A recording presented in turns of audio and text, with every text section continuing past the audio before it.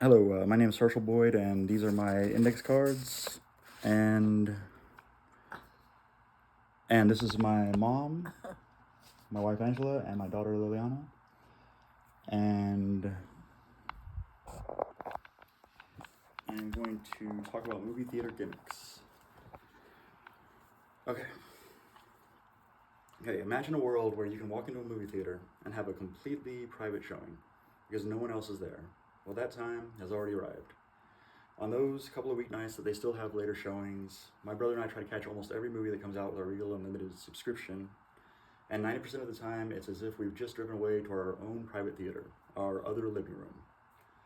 While I'm sure it's still somewhat packed on the weekend showings, once again, attendance is down due to today's streaming service industry that encourages binging shows in the same way that they did in the 50s with the TV shows that were coming out, causing people to forget about the big screen while their shows were on. I will be talking about the gimmicks that movie theaters have adopted or initiated and the factors that inspired them. Gimmicks designed to bring the crowds back to theaters, or to bring new crowds in, to see the story projected in all its glory, sometimes with added glory, on the big screen.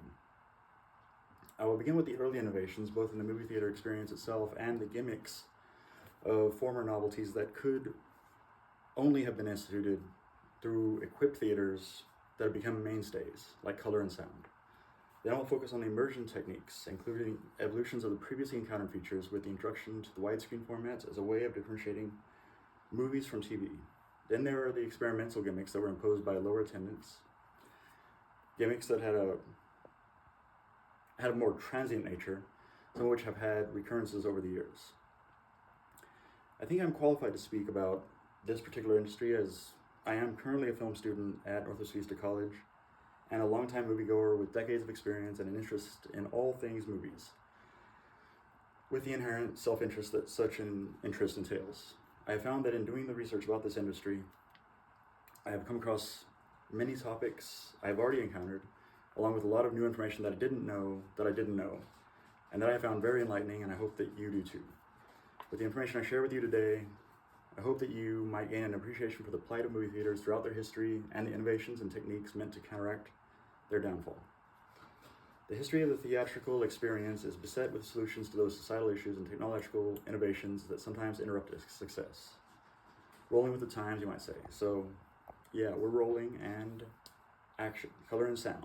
And I was supposed to have a snapper thing, but I forgot it. Many of the early innovations in the development of film and in the theaters at which they are presented have become mainstays in the experience that we have all come to know.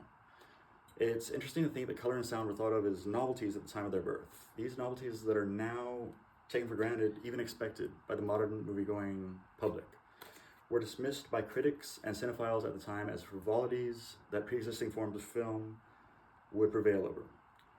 Just imagine a time when movies relied on a live piano player accompaniment to set the mood, no inherent sound to accompany the image on the screen.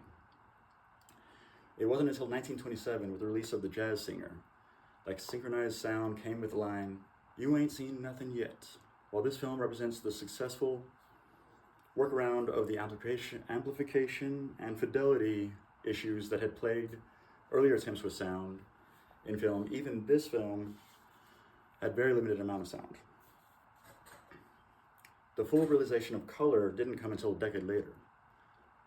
With the advent of film itself, color was implemented from the start with the tinting and toning, even hand painting of black and white film through processes like painting the film with stenciling techniques in the pathochrome process and Kinecolor, which alternated frames of red and green at a high frame rate to be blended in the viewer's eye, leading to projector burnout and headaches in the viewers. But color finally found its footing in live action films with the three-color Technicolor process in 1939 with The Wizard of Oz and Gone with the Wind. Finally, the technology caught up with the need and with the ultimate development of color film, which eliminated the need for such processes. Cut, next setup, immersion techniques, take one. Sound and color are something that was already unique to the movies, even at the time of the rise of TV in the 1950s. But they were also integral to many of the innovations that theaters would implement to combat the psychological draw of that tiny screen. Attempts to really bring viewers out of their homes and into a new sense of reality. 3D replication had been around long before even the invention of film, but despite the first modern 3D movie, 1952's Buona Devil, employment of polarized glasses, much like today's real 3D innovation, when anyone thinks of 3D, usually the image of the red and green or magenta and cyan glasses come to mind. For a time, you couldn't create the 3D effect without color. Fortunately, with the perfection of the real 3D technology in 2009's Avatar, you can enjoy the effect even if you are colorblind. Sound continued to develop as well to completely immerse the audience in a controlled environment of naturalized sound, with advances occurring as late as 1976 with A Star is Born. It was the first movie released in Dolby Stereo. The next major jump forward in total sound immersion was THX in 1983's Return of the Jedi.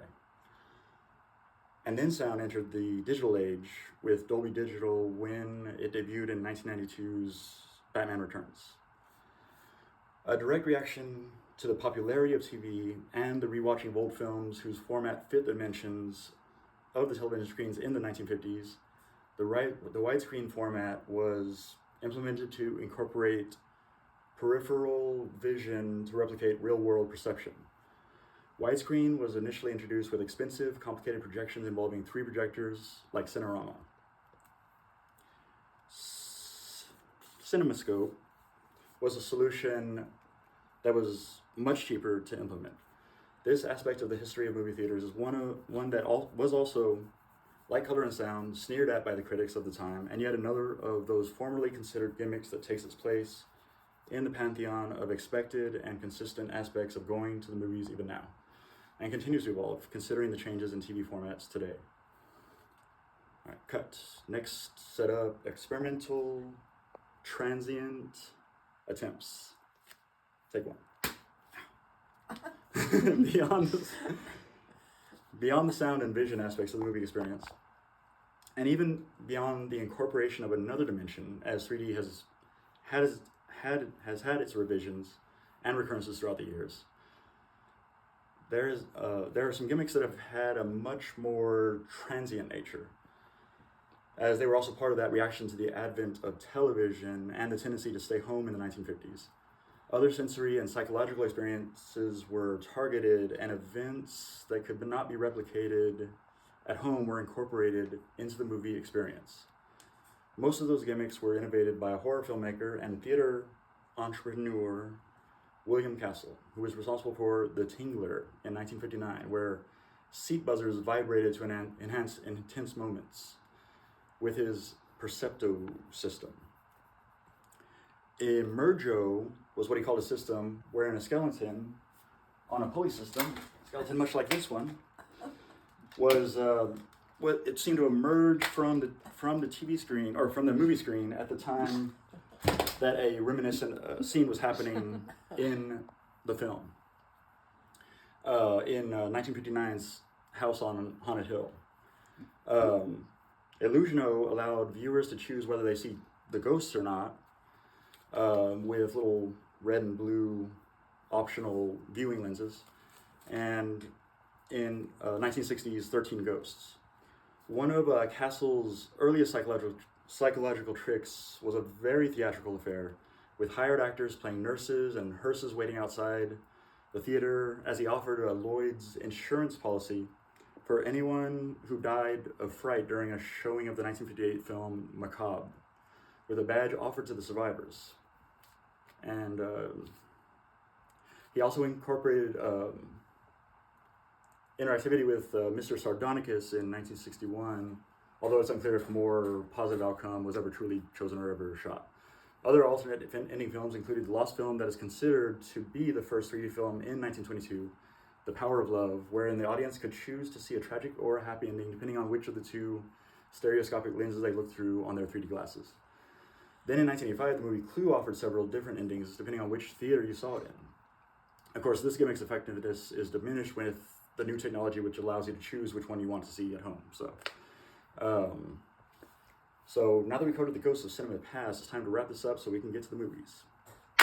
Oh, wow. Even though some of those aspects Oh my goodness. of the silver screen were something you couldn't really get at home, you could argue that even with the widescreen TVs that are prevalent nowadays, you still don't get that fully immersive effect on that still smaller TV that you're watching from across the room.